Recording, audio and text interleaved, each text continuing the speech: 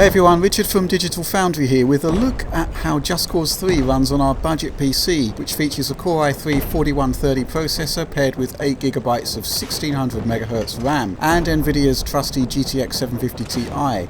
You'll note that we've overclocked the GPU here, adding 200MHz to the core and 400MHz to the RAM. To the extent we're going to push the game, you're going to need it. So let's explain the choices of settings we've gone for with a budget PC. Essentially we're running at 1080p resolutions and all settings bar shadows are maxed. There we've dropped from very high to high settings, which seems to be a very close match for what the consoles are producing.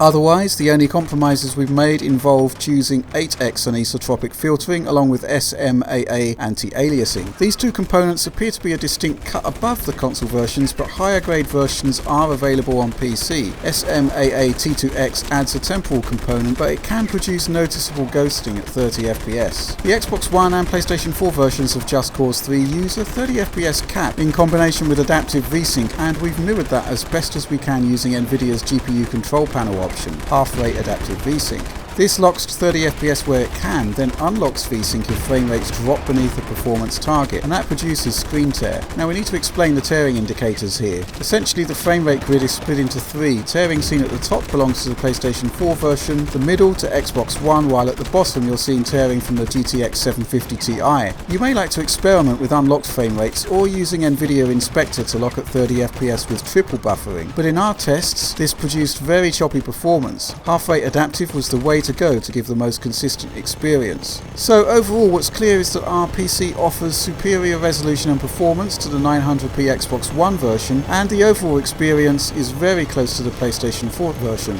However, you will note that our PC produces more tearing in intensive combat situations, which seems to be linked to large explosions or other performance sapping effects work. The consoles actually use a different form of adaptive VSync, which limits tearing to the top of the screen. Instead of allowing it to drop lower as we see on our PC, frames are dropped instead. So the question is, why is the PC dropping frames at all? Well, the reality is that we really pushed the boat out here in terms of visual effects, and perhaps we were just a little bit too ambitious. The reality is that on most of the quality presets there's very little difference between high and very high, and we actually suspect that the console versions are taking their pick from a range of different presets. For example, in some areas there's a suspicion here that some LODs may actually be closer to the low setting. The bottom line is this: we've pushed settings as far as we can comfortably take them here, but the chances are that you can claw back more performance by dropping settings to high or even in some cases to medium, and you're not really going to be robbed of too much in terms of detail. And chances are that would eliminate pretty much all of the tearing. Of course, this is PC, and you may be wondering why we want to limit our frame rate at all. Well, our budget computer is aimed at matching the console experience, but of course you can unlock frame rates by turning VSync off completely. So here's how Just Cause 3 looks on the 750 Ti in both stock and overclock configurations. Plus we've added the GTX 950. Now we should say that unlike our console comparisons you saw earlier, we didn't capture this with Nvidia's Game Ready driver, and in our tests you can add anything between 5 to 10% more performance by installing that depending on the scenario. But the result is illuminating regardless. Any and all dips below 30fps are gone by moving up to the GTX 950. In fact, we average out at about 44fps all told, with a frame rate minimum of 36fps.